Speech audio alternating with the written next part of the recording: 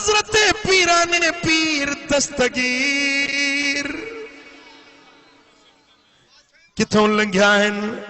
ईसाई बहस पियो करे, ईसाई पियो चए त असांजो नबी ज़ोर हो, असांजो नबी ईसा रूहुल्लाह मुर्दन के जारींदो हो, कोढ़ियन के हथ लाए त चंगा भला थी पवन, मादरज़ाद अंधन जे अखियुन ते हथ फेराए त अखियूं उन्हनि जूं रोशन थी पवन। वाह जो शान असांजे सोने ईसा रूहुल्लाह जो हुयो त मुझे पीराने पीर फरमायुसे वो त नबी हुयो, मां पंहिंजे नबी जे दर जो गुलाम आया।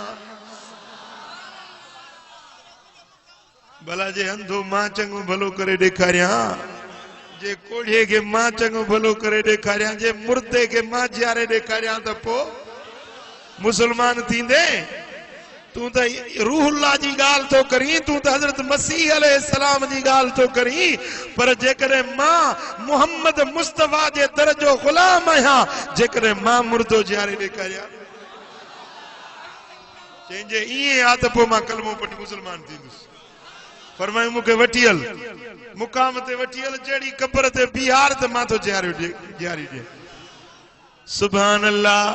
मुंहिंजा दोस्तो, पुरानी फिटल उजड़ियल का क़बर कोनी कसाबन जी हुई, उन ते हाणे बिहारी मुंहिंजे सोने दस्तगीर के चई हिन क़बर वारो जे जहिड़ो थी पवे।